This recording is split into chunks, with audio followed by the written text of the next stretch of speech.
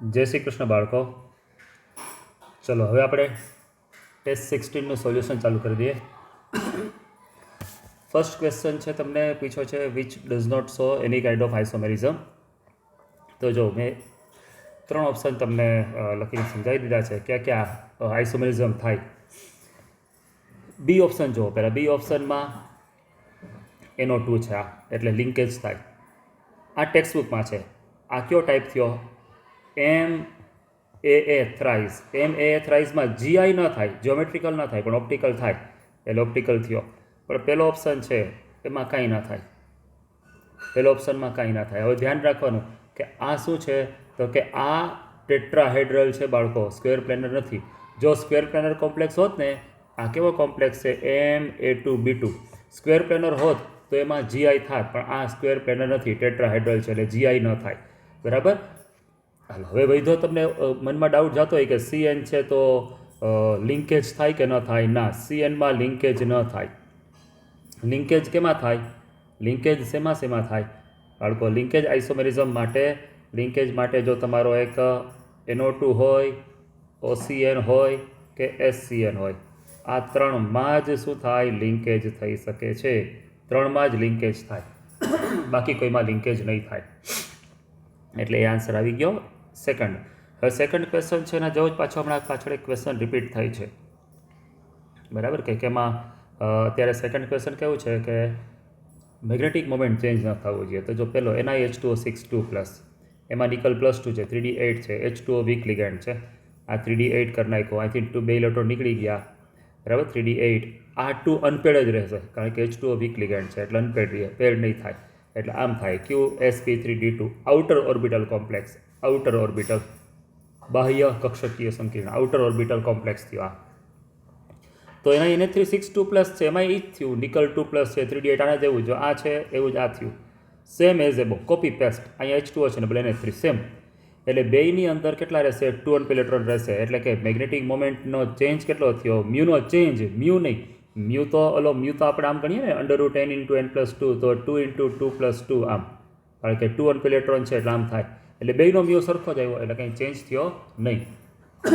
હવે અહીંયા જે લખ્યું છે ને બાળકો, આ ખાસ વાંચો. નિકલ +2 હોય અને ઓક્ટાહાઇડ્રલ કોમ્પ્લેક્સ હોય, બરાબર, Ml6 ટાઈપનો કોમ્પ્લેક્સ હોય, તો ઓલવેઝ sp3d2 જ હોય. ગમે તેવો લિગેન્ડ હોય, સ્ટ્રોંગ લિગેન્ડ હોય કે વીક લિગેન્ડ હોય, ક્યારેય પેર થશે નહીં. ક્યારે? નિકલ +2 હોય અને ઓક્ટાહાઇડ્રલ હોય તો આ 2 ઇલેક્ટ્રોન આમનામ જ રહે. કદાચ અહીંયા હું કાર્બોનિલ મૂકી દઉં તો આમ જ રહે.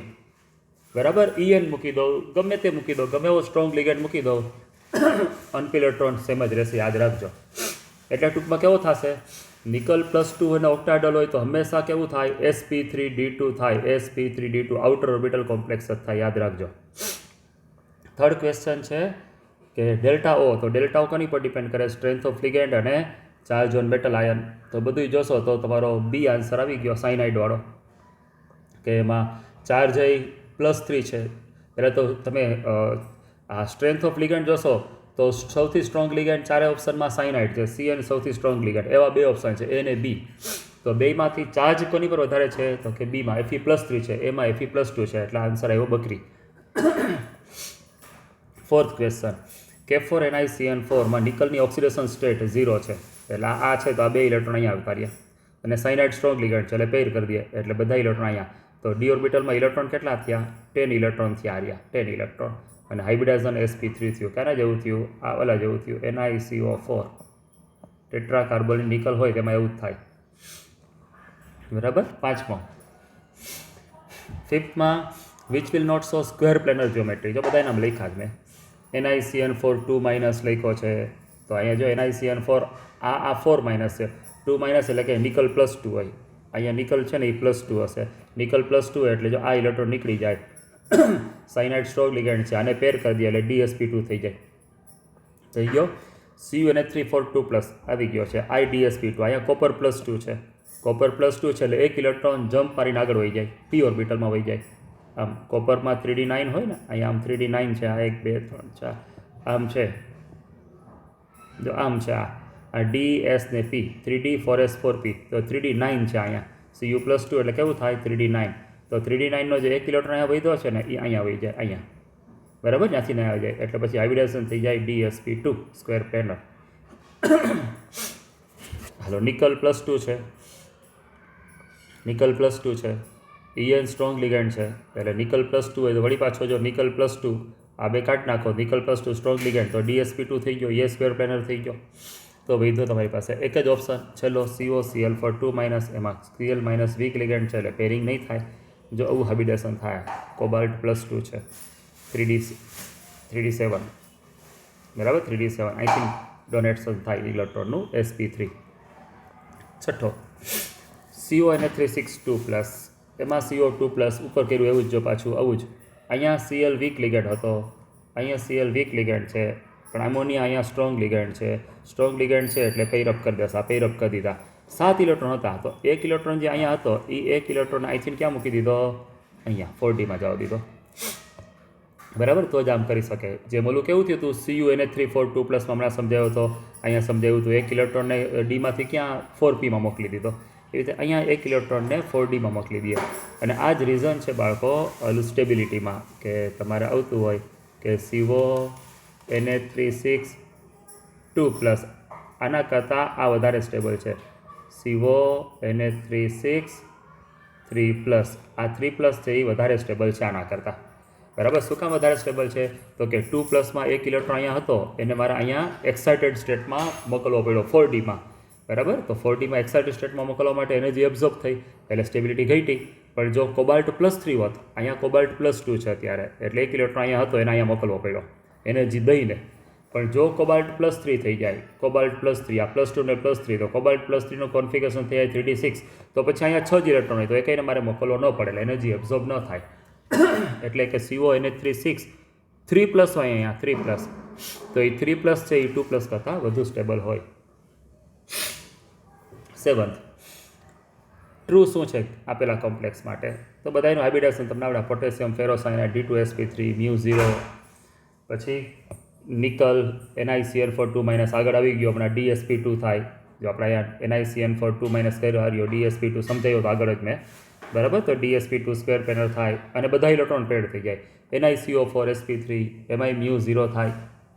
તો ટૂંકમાં શું થઈ ગયું, 3 કેવા થઈ ગયા, ડાયામેગ્નેટિક થયો. તો આ આન્સર તમારો આવી ગયો. 8મો ક્વેશ્ચન, હાલો, કે which will not show geometrical as well as optical isomerism will show. હા, તો જો આ સિસ પ્લેટિન ને ટ્રાન્સપ્લેટિન, તમને ખબર છે આ સ્ક્વેર પ્લેનર હોય, સિસ ને ટ્રાન્સપ્લેટિન, તો આના 2gi થાય, એક સિસ અને એક ટ્રાન્સ. સિસને કહેવાય સિસ પ્લેટિન, ટ્રાન્સને કહેવાય ટ્રાન્સપ્લેટિન. હાઇબ્રિડાઇઝેશન DsP2 સ્ક્વેર પ્લેનર થાય. એ રીતે PTNH3 2Cl4 Ma2B4, Ma2B4 હોય એટલે ઓક્ટાહાઇડ્રલ કોમ્પ્લેક્સ, તો એના 2gi, એક સિસ ને એક ટ્રાન્સ, બરાબર. આમાં ક્યાંય ઓપ્ટિકલ થતો જ નથી, તમને ખબર છે ઓપ્ટિકલ આવતો જ નથી ક્યાંય. હવે આ PTEN3 4+, તો આની અંદર કેવું થાય, આમાં ખાલી ઓપ્ટિકલ જ થાય, 3 સરખા છે, ઓપ્ટિકલ થાય, જ્યોમેટ્રિકલ થાય જ નહીં, એટલે નો GI, ખાલી ઓપ્ટિકલ થાય, ડેક્સ્ટ્રો લીવો. પણ હવે આ કોમ્પ્લેક્સ એવો છે, ટેક્સ્ટબુકમાં છે જ આ ઇલસ્ટ્રેશનમાં આપેલો, બરાબર. આની અંદર કે ટોટલ આના સિસ ટ્રાન્સ થાય MAA ટ્વાઇસ, એવું છે ને, MAA ટ્વાઇસ B2, એટલે એના જ્યોમેટ્રિકલ થાય સિસ અને ટ્રાન્સ. અને સિસ છે એ પાછો ઓપ્ટિકલી એક્ટિવ હોય, એટલે સિસ ડેક્સ્ટ્રો, સિસ લેવો અને ટ્રાન્સ સાદો. ટ્રાન્સમાં પેલું સુપર ઇમ્પોઝ થઈ જાય, મિરર ઇમેજ એકબીજા ઉપર એવું લાગે, એટલે ટ્રાન્સ ઓપ્ટિકલ ઇનએક્ટિવ હોય, સિસ ઓપ્ટિકલ એક્ટિવ હોય. ટૂંકમાં સિસ ટ્રાન્સ તો બે થાય જ છે, પણ સિસના ડેક્સ્ટ્રોને લીવોય જોવા મળ્યા. હવે ક્વેશ્ચન વાંચી લ્યો પાછો કે કેમાં જ્યોમેટ્રિકલ ઓપ્ટિકલ બે દેખાય, એટલે આન્સર આવી ગયો. 9th question, inner orbital complex. ચલો હમણાં સમજાયું હતું, ઇનર ઓર્બિટલ એટલે કે sp3d2s inner orbital, okay. Inner orbital d2sp3 3d આવે, અહીંયા 3d આવે, અને sp3d2માં 4d આવે, તો આને આઉટર ઓર્બિટલ કહેવાય. આને ઇનર બોલાય કારણ કે 3d ઓર્બિટલ આવી 3d, અને આઉટર બોલાય કારણ કે 4d ઓર્બિટલ આવી. ખબર પડે છે? તો આવી ગયો આન્સર. ઇનર ઓર્બિટલ કોમ્પ્લેક્સ કોણ થયો? FeCl6 4-. રેડી બાળકો? બાકી બધા આઉટર ઓર્બિટલ થાય. જો sp3ના આઉટર ઓર્બિટલ કહેવાય, DsP2 હોત ને તો એને ઇનર ઓર્બિટલ ગણાય. 3d આવતી હોય ને, ટૂંકમાં 3d આવે તો શું કહેવાય? ઇનર ઓર્બિટલ કહેવાય. 3d આવે તો ઇનર, 3d ના આવે તો આઉટર. 10th ક્વેશ્ચન, હાલો COCl3.6 NH3 આનો મીન્સ તમને આવડે 6 એમોની અંદર Cl3 બાર. આનું આયોનાઇઝેશન કરું પેલું AlCl3 કેમ કરીએ આપણે AlCl3 નું આયોનાઇઝેશન કરીએ કેવું થાય Al3 + 3Cl- એમ આખો કોમ્પ્લેક્સ +3 ને Cl-. ટૂંકમાં 1 મોલ કોમ્પ્લેક્સ હોય તેમાંથી 1 મોલ આ બન્યો અને 3 મોલ ક્લોરાઇડ બન્યા FeCl3 માંથી બનતા હોય એ રીતે. હવે 3 ક્લોરાઇડ બન્યા તો એને પ્રેસિપિટેટ કરવા માટે મારે AgNO3 3 જ જોઈએ ને 3 ક્લોરાઇડ અરે 3 AgNO3 જ્યાંથી આ 3 કાઢી નાખીએ બેમાંથી તો એક ક્લોરાઇડ માટે એક AgNO3 બરાબર AgCl એક Cl- તો એક AgNO3 3 Cl- તો 3 AgNO3. રેડી બાળકો? આમ જોઈએ હવે ગીવન શું છે એ જોઈએ.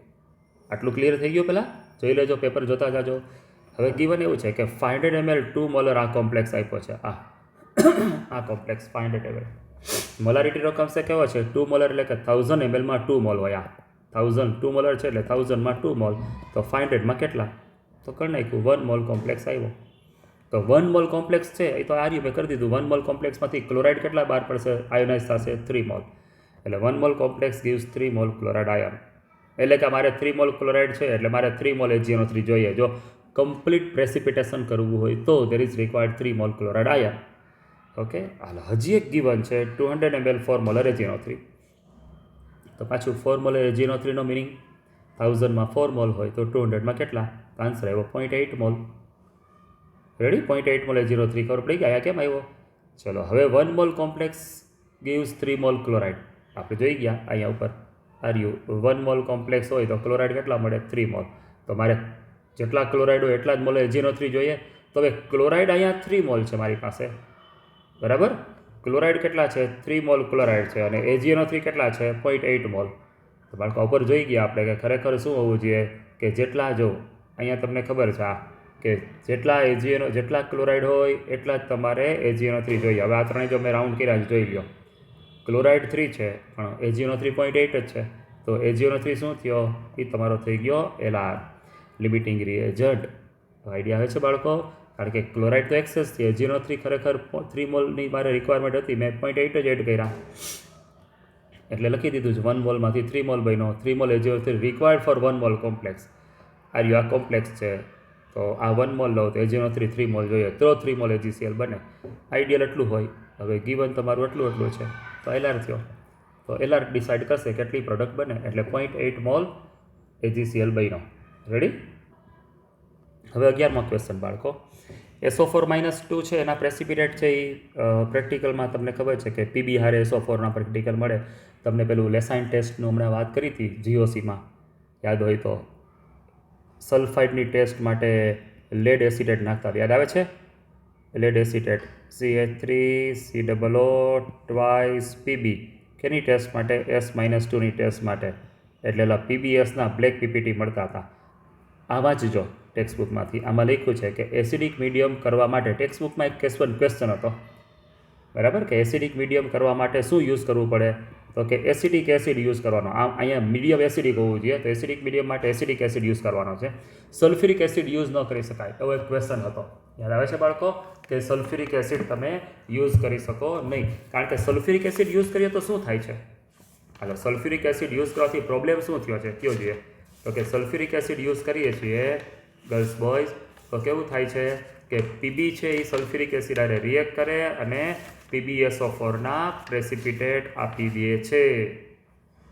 બરાબર? સમજાય છે તમને? આપણે છે જ ટેક્સ્ટબુકની એક્સરસાઇઝમાં આ કંઈક ક્વેશ્ચન આવ્યો હતો મને યાદ છે કે એસિડિક મીડિયમ કરવા માટે શું યુઝ કરવાનું છે. જો ટેક્સ્ટબુકની એક્સરસાઇઝ આપણું 8th ચેપ્ટર છે ને 8th ચેપ્ટર એની ટેક્સ્ટબુકની એક્સરસાઇઝનો 31 નંબરનો ક્વેશ્ચન 31મો ક્વેશ્ચન જોઈ લેજો. બરાબર? એટલે તમને આ ક્વેશ્ચન આવડી જાય. એમાં લખ્યું છે કે એસિડિક મીડિયમ માટે એસિડિક એસિડ જ વપરાય, સલ્ફ્યુરિક એસિડ ન વપરાય. કારણ કે જો સલ્ફ્યુરિક એસિડ વાપરીએ તો PB સાથે SO4 ના PPT આવી જાય. એટલે હવે યાદ રાખજો SO4-2 વ્હાઇટ PPT કોની હારે આપે? PbCl2 હારે આપે. હજી આવી રીતે બેરિયમ ક્લોરાઇડ હોય તોય આપે, બેરિયમ નાઇટ્રેટ હોય તોય આપે, એવી રીતે PbCl2 બદલે PbNO3 ટ્વાઇસ હોય તોય આપે.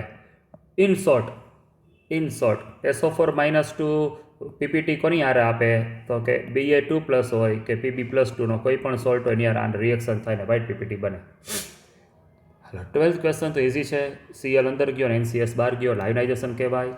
13th question optical do not show optical isomerism, તો MAAB4માં ઓપ્ટિકલ થવાનું જ નથી.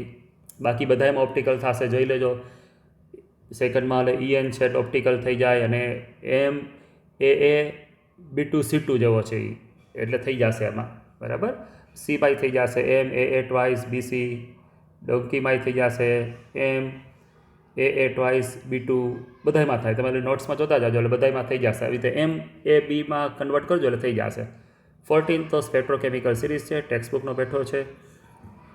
આ નિકલ. 15 આઉટર ઓર્બિટલ, હમણાં જ કીધું હતું. સેકન્ડ ક્વેશ્ચન બાળકો પાછું પેપરમાં જોઈ લો. સેકન્ડ ક્વેશ્ચન એટલે પેલું મેગ્નેટિક મોમેન્ટ કેમાં બદલાતું નથી, તો ત્યારે જો મેં લખ્યું હતું આ બોક્સ કરી દીધું કે નિકલ +2 હોય ને ઓક્ટાહાઇડ્રલ હોય તો શું થાય, ગમે તે લિગેન્ડ હોય એ ઓલવેઝ sp3d2 જોઈએ. sp3d2 હોય એટલે કે આઉટર ઓર્બિટલ કોમ્પ્લેક્સ જ હોય, બરાબર. એટલે આવી ગયો answer, sp3d2 outer orbital. 16 lithium aluminium hydride, આ કોમન નેમ છે. IUPAC નેમ થાય લિથિયમ ટેટ્રાહાઇડ્રિડો એલ્યુમિનેટ 3, તેમાં હાઇડ્રાઇડ લિગેન્ડ છે H-.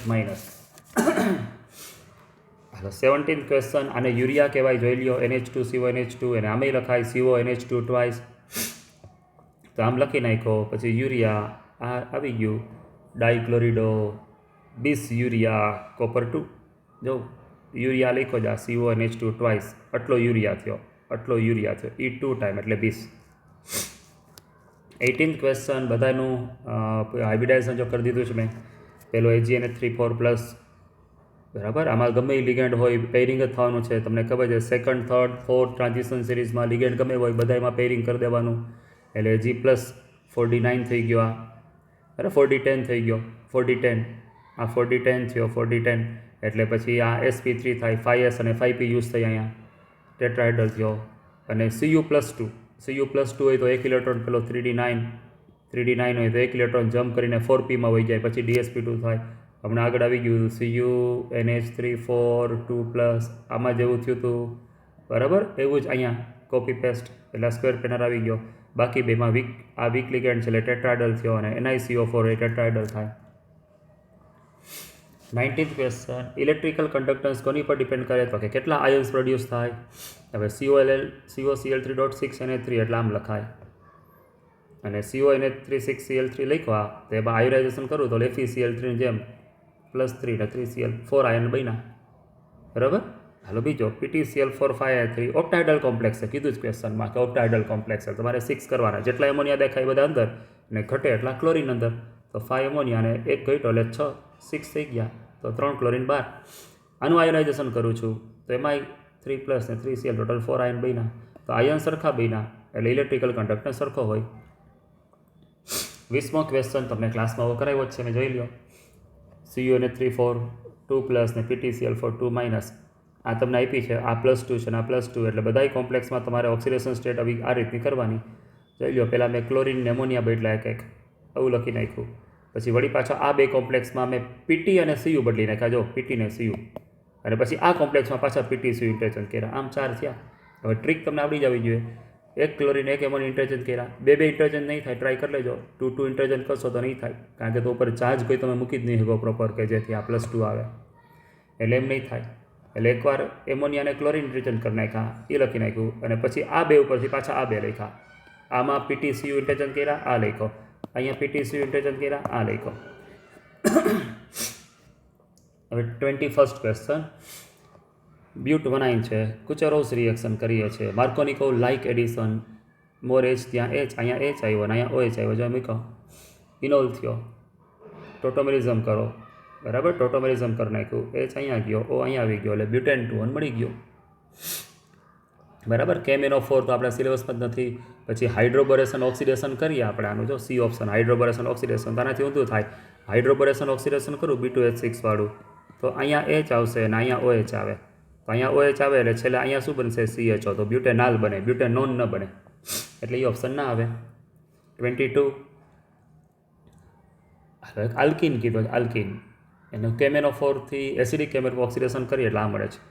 હવે તમને ખબર છે કે આલ્કિનમાં કાર્બોક્સિલિક એસિડ મળે તો આની પહેલાંનું સ્ટેપ કયું હોય, તો કે અહીંયા CHO હોય, તેનો COOH થાય. મેં તમને એવું શીખવાડ્યું છે આવી રીતે, આમ CH double bond CH R dash આનું તમે KMnO4 H2O પર કરો છો KMnO4 H2O પર તો પહેલાં શું થાય RCHO plus R dash CHO અને પછી આ CHO છે બે એનો તો શું થઈ જાય COOH એટલે મેં ઓપોઝિટ કર્યું ઓપોઝિટ એટલે કે તમે ઊંધેથી સમજાવું પહેલાં COOH આપ્યો તમને તો આની પહેલાંનું સ્ટેપ શું હોય તો આલ્ડીહાઇડ હોય આલ્ડીહાઇડ પહેલાંનું સ્ટેપ શું હોય તો કે જ્યાં આલ્ડીહાઇડ હોય ત્યાં પેલું આ બે નીકળી ત્યાં ડબલ બોન્ડ ઓઝોનોસિસ જેવું જ સ્ટેપ હતું તો આ બે મેં આ બે ઓ કાઢી નાખ્યા અને ડબલ બોન્ડને શું કરી નાખ્યું આ લોંગ કરી નાખ્યું અહીંયા તો આ મળી ગયું તો આન્સર આવી ગયો 2-મિથાઇલ-3-હેક્ઝિન એટલે હવે યાદ રાખજો કાર્બોક્સિલિક એસિડ મળે તો એની પહેલાં આલ્ડીહાઇડ હોય પહેલાં CHO સામસામે લખવાના અને પછી ઓઝોનોસિસની ટ્રીક હતી એની જેમ ડબલ બોન્ડ લોંગ કરી દેવાના જો આ ઓઝોનોસિસનો આવ્યો 5-ઓક્સોહેક્ઝેનાલ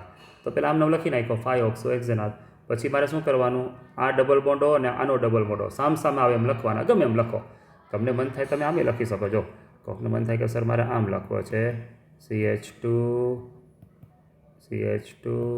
CH ડબલ બોન્ડ હો હાલો અહીંયા પાછો લખ્યો CH2 આ C ડબલ બોન્ડ હો CH3 આમ બી લખી નાખાય જેમ લખો એમ બરાબર સામસામે આવવા જોઈએ પછી આ બે ઓ કાઢીને ડબલ બોન્ડને લોંગ કરી નાખવાનો તો મેં આમ લખ્યા છે સાયક્લિક આમ કરીને થોડાક હવે ઓ કાઢી નાખ્યો તો આવું બની ગયું આન્સર આવી ગયો મિથાઇલ સાયક્લોપેન્ટીન 24th ક્વેશ્ચન એસિટિલિન કોની હારે રિએક્ટ ન કરે જો એસિટિલિન એને હારે કરે અહીંયા 1 ઇક્વિવેલન્ટ લીધો છે 1 ઇક્વિવેલન્ટ એને લીધો છે એટલે એક H કાઢો acidic H terminal alkyne acidic હોય H2 નીકળો એમોનિકલ AgNO3 એટલે ટોલેન્સ રિએજન્ટ આવતો હતો એ ટોલેન્સ અને ટોલેન્સ રિએજન્ટ કહેવાય એમોનિકલ AgNO3 એટલે કે આ જ AgNO3 અને NH4OH એમોનિયા NH4 લખું કે NH3 લખું ટૂંકમાં AgNO3 ને NH4OH ભેગા હોય એને કહેવાય એમોનિકલ AgNO3 તો એમાં વ્હાઇટ પીપીટી મળે terminal alkyne acidic in nature આ ખબર છે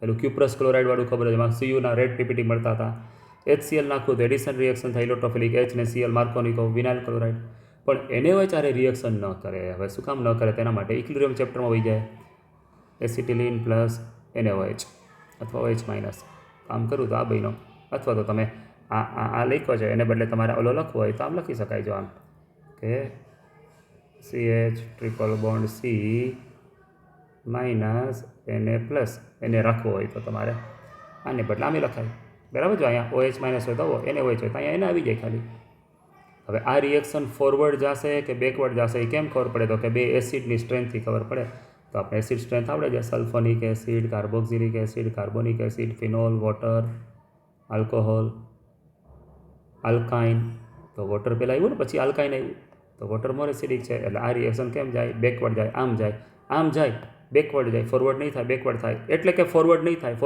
એટલે કે એસિટિલિન OH માઇનસ કે NaOH ચારે રિએક્શન નહીં કરે 25th વુડ્સ રિએક્શન છે 1 મોલ ને 1 મોલ લીધો આ બે 1 મોલ લે તો તમને ખબર છે આ 1 મોલમાં કેવું થાય હવે બે ડિફરન્ટ છે 2 ડિફરન્ટ છે મિથાઇલ બ્રોમાઇડ ઇથાઇલ બ્રોમાઇડ તો આના 3 કટકા થાય 1/3 બરાબર બાળકો જો હું તમને લખી દઉં છું આમ 1/3 મોલ 1/3 મોલ 1/3 મોલ એવી રીતે આનાય 1/3 રેડી સમજાય છે હવે કેવું થશે જોતા જાજો આ 1/3 રિએક્ટ કરી અને આ બનાવ્યું રેડી આઈડિયા આવે છે જો હું તમને અલગ અલગ કલર કોમ્બિનેશનથી કહેતો જાઉં છું હવે આ 1/3 રિએક્ટ કરી અને આ 1/3 મોલ બન્યો ક્લિયર બાળકો અને હવે આ 1/3 રિએક્ટ કરી અને આ 1/3 મોલ મળ્યો તો બધાય 1/3 મોલ મળે જોઈ લો તો 1/3 મોલ પ્રોપેન એટલે કેટલો થયો 14.67 ગ્રામ તો તમને તો એવું કે ઓપ્શન આપ્યો જ નથી 14.67 જો મેં એટલે આન્સર આવી ગયો નન ઓફ ધીસ આ ખબર પડે છે 1/3 મોલ કારણ કે વુડ્સ રિએક્શનમાં કેમ કરતા હોય બાળકો આપણે વુડ્સ રિએક્શન કેમ કરીએ આપણે આમ કરતા હોય ને RX plus XR gives RR એટલે આ 1 મોલ ટોટલ કેટલા મોલ લીધા મેં 2 મોલ ટોટલ 2 મોલ લો તો અહીંયા કેટલો મળે છે 1 મોલ મળ્યો એટલે ટોટલ જેટલા લો એના કરતાં અડધા મળે અહીંયા બરાબર એટલે તમે અહીંયા 1/3 મોલ લીધો પાછો 1/3 લીધો એટલે બે વાર 1/3 લીધો તો અહીંયા મળશે કેટલો 1/3 અહીંયા લ્યો એનો અડધો અહીંયા તમે 2 ટાઈમ 1/3 લીધો 1/3 પાછો 1/3 તો 1/3 મળ્યો આ કેમ 1 મોલ તો 1 મોલ જ મળે. બરાબર બાળકો, ખબર પડે છે એવી રીતે. ચલો તો આજે 25 સુધી રાખીએ બાળકો ક્વેશ્ચન આપણે, બાકીના પછી કરાવું છું તમને. કરી રાખજો બાળકો, રજા છે તો ટાઈમ યુટિલાઇઝ કરી નાખજો થોડો. સારું બાળકો, જય શ્રી કૃષ્ણ બધાને.